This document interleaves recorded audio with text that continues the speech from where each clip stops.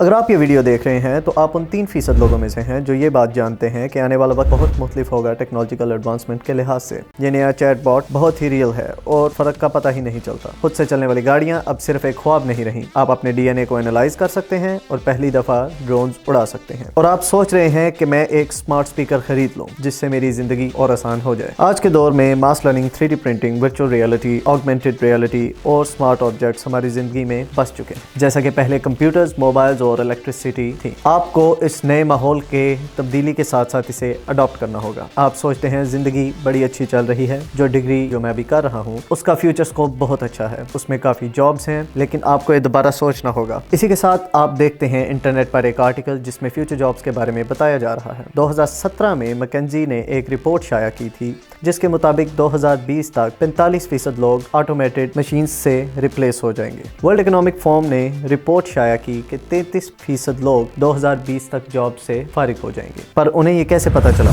Shopping centre میں self کیشیئرز کام کر رہی ہیں، ایئرپورٹ پہ سیلف چیک انز کام کر رہے ہیں، ان لوگوں کی جابس کو کیا ہوا؟ یہ ساری آرٹیفیشل انٹیلیجنس نے ریپلیس کر دی۔ لیکن یہ صرف چھوٹی جابس کے لیے ہے، آپ یہی سوچ رہے ہیں نا؟ لیکن دوبارہ سوچئے، 2012 میں امریکن وال اسٹریٹ میں 1,50,000 لوگ کام کر رہے تھے، لیکن صرف 3 سال کے چھوٹے عرصے میں یعنی کہ 2015 میں ان جابس کی تعداد کم ہو کے 1 لاکھ رہ گئی، جو کہ اس کا 1/3 بن رہا ہے۔ لیکن یہ صرف میتھمیٹیکل اور اکاؤنٹنگ جابس نہیں ہیں۔ دوبارہ سوچئے اس بارے میں کہ جاپانیز انشورنس کمپنی نے اپنے سارے سٹاف کو ریپلیس کر دیا ہے اور اس کی جگہ آرٹیفیشل انٹیلیجنس باٹس کو بٹھا دیا ہے، جو کہ مور ایفیشینٹلی کام کر سکتے ہیں اور لوگوں کے سوالوں کا جواب بہترین اور اچھے سے مسئلہ سالو کر سکتے ہیں۔ اگر آپ آن لائن دیکھیں جو آرٹیکل اے آئی نے لکھے ہیں، اس میں سے فرق بتانا بہت مشکل ہے کہ یہ مشین نے لکھے ہیں یہ انسان نے۔ آن لائن پوکر اور ایسی بہت ساری گیمز اے آئی آپ کو بہت سے بہتر طریقوں سے ہرا سکتا ہے۔ ہر کام کو اے آئی کسی نہ کسی طریقے سے ہر پلیٹ فارم میں افیکٹ کر رہا ہے اور ریپلیس کر رہا ہے۔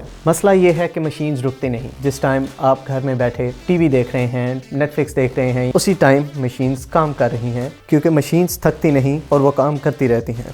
دور حاضر میں 26 ملین کے قریب ڈیولپرز اس وقت دنیا میں موجود ہیں، جو ہر روز نئے سے نئے ایپس، نئے سے نئے سافٹ ویئرز ایجاد کر رہے ہیں جو کہ زندگی آسان بناتی ہے۔ ان میں سے بہت سے 12 سے 15 سال کی عمر تک کے بچے بھی شامل ہیں۔ اب صرف ایپل، گوگل، ایمیزون جیسی کمپنیاں ہی بڑی کمپنیاں نہیں رہیں، اب ہزاروں بہت سی شارٹ کمپنیز بھی بن چکی ہیں یا اسٹارٹ اپس لے چکی ہیں، جن کا کام صرف اور صرف آنے والی زندگی کو بہتر بنانا ہے۔ چند سال پہلے گوگل نے یوٹیوب کو صرف 1.65 بلین کی اوسط سے خریدا اور اس میں صرف 35 ورکرز کام کر رہے تھے۔ انسٹاگرام جس نے 30 امپلائیز ہائر کیے تھے، $1 بلین میں سیل ہو گئی۔ واٹس ایپ جو کہ $19 بلین کی سیل ہوئی، اس میں صرف 55 لوگ کام کر رہے تھے۔ یہ سب ایکسپینشنل آرگنائزیشنز کی وجہ سے ہو رہا ہے۔ یہ کمپنیز ٹیکنالوجیکل گروتھ کو پروموٹ کرتی ہیں جس سے کام زیادہ اور جابس کم ہوتی جاتی ہیں۔ اگر دیکھا جائے تو یہ زندگی کو بہتر بنا رہی ہیں، لیکن اسی کے ساتھ ساتھ بہت سے لوگوں کی جابس ختم بھی ہو رہی ہیں۔ جیسا کہ زیادہ لوگ اس کام میں آ رہے ہیں